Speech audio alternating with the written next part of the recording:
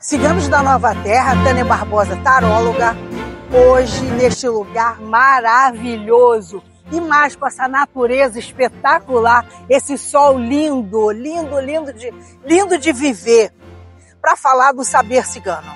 Saber cigano, eu tenho pego várias escritoras, mulheres heroínas, e hoje vim falar de uma mulher que não é brasileira, tá? Mas de uma mulher extraordinária.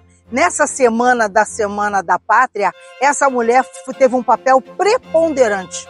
Aliás, toda mulher tem um papel preponderante, mas essa em especial. Bem, a Imperatriz Leopoldina, uma mulher, uma austríaca, tá? Que veio para casar com Dom Pedro I, né? A família imperial desde 1808 morando aqui, ó, nesse espaço. Aqui morou toda a família imperial portuguesa.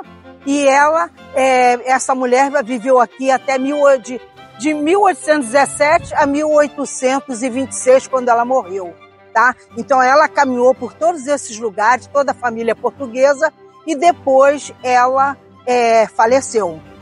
A família imperial continuou, Dom Pedro casou com Dona Amélia e continuou até ele entregar o Brasil, né, para o seu filho, que ficou como príncipe regente, Dom Pedro II, que vai ficar até 1889, quando é proclamada a nossa República, tá? Essa é uma leve história só para vocês saberem o contexto onde a Dona Leopoldina está envolvida, né? Esta mulher que ela, devido às manobras de Napoleão Bonaparte na Europa, todas as princesas eram casamentos arrumados, né, de negociações, tratados, né? Então, como a Europa estava toda invadida por Napoleão e ele se expandindo no grande império, o que aconteceu?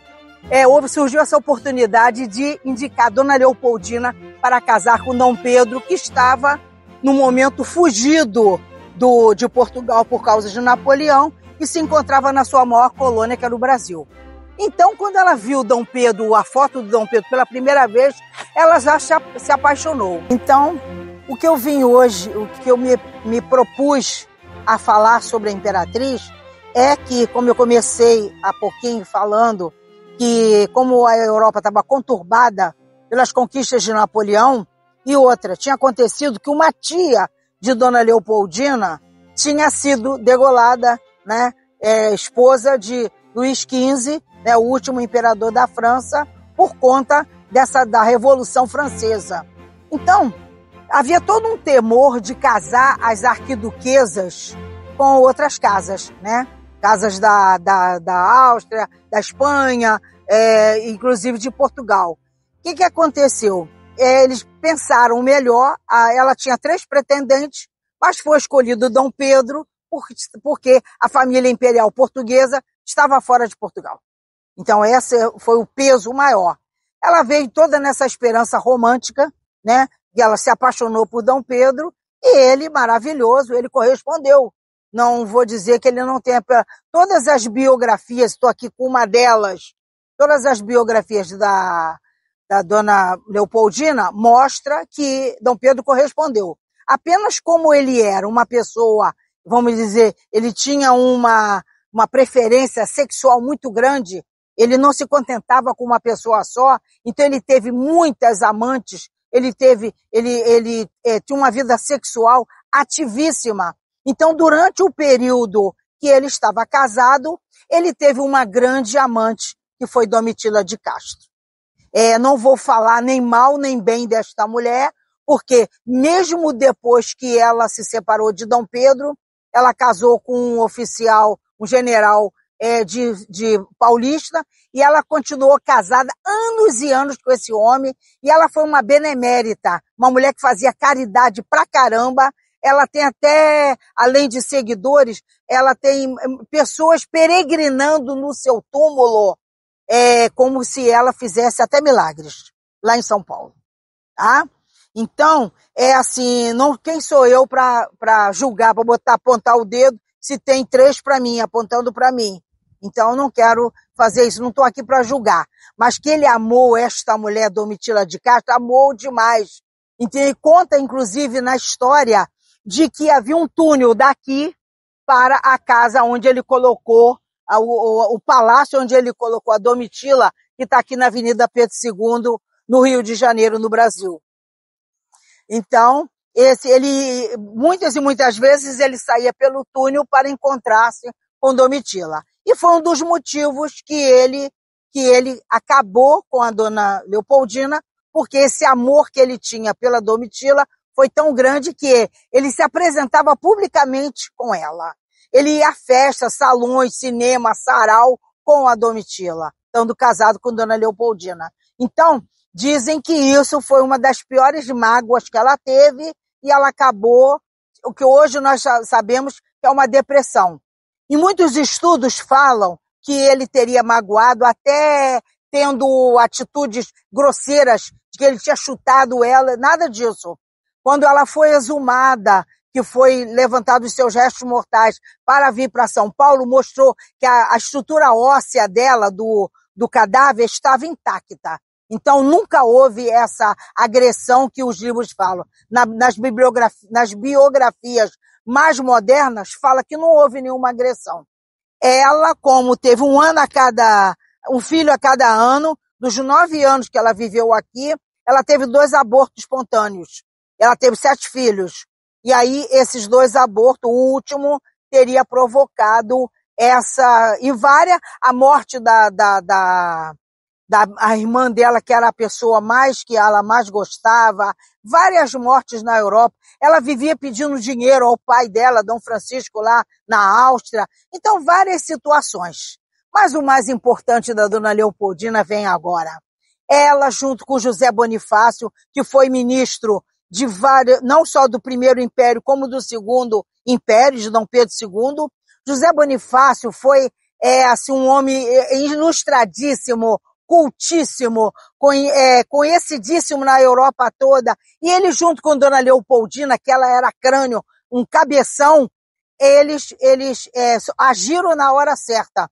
Quando Dom João VI voltou para Portugal, para tomar o reino de Portugal, queria que Dom Pedro fosse, e Dom Pedro se negou e ficou no Brasil, porque amavam o Brasil. E aí ela foi a figura primordial. Dom Pedro estava em São Paulo e aqui ela agiu, mandou as cartas, agiu e fez, por baixo dos panos, a independência do Brasil. Essa mulher maravilhosa, exuberante, tá? É uma candura, uma ternura de frágil, uma mulher frágil, mas uma mulher grandiosa por dentro, que já que ela tinha essa missão dela ser uma imperatriz no Brasil, ela pegou com unhas e dentes essa terra nova. Tá? Quando ela aportou na Baía de Guanabara, que ela viu essa terra maravilhosa, ela já se apaixonou. E depois, apaixonada por Dom Pedro, aí foi o samba do crioulo doido, né? Mas ela foi a figura preponderante.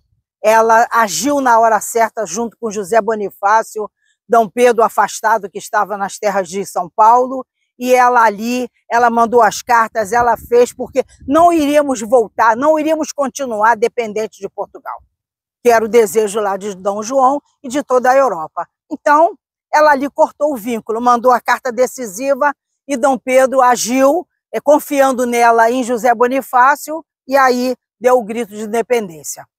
Como todo, é uma coisa engraçada que acontece, essas pessoas que têm um momento importante na vida, na sociedade, elas acabam ou mal, ou então esquecidas, acabadas, como o caso também de José Bonifácio. José Bonifácio, Dom Pedro, pressionado pelos cafeicultores que queriam manter o quê? A abolição dos escravos, ele pressionado por ele, junto com a Assembleia Legislativa, também fez com que ele expulsasse os Andradas do Brasil. Então, não foi por querer, porque o próprio Dom Pedro já tinha alforriado os escravos no período dele. E Dom Pedro II também mantém. Quando a princesa Isabel faz a abolição dos escravos, isso já vinha ocorrendo dentro da família imperial. Eles já tinham ideias abolicionistas. E os Andradas, com as ideias abolicionistas, junto com os outros abolicionistas, vai culminar lá em 1888 com a abolição dos escravos. Mas essa mulher foi grandiosa na concepção, ela tinha um cuidado todo especial pela casa, pela família, e, infelizmente, o amor dela, que ela dedicou a Dom Pedro, não foi correspondido como ela queria, mas o amor dela ao Brasil foi maravilhoso. Então eu aqui, como mulher brasileira, eu agradeço imensamente a senhora neste momento, tudo que de bom fez pela minha terra, pelo meu Brasil, pela sua gente, que não é a nossa gente, é a sua gente.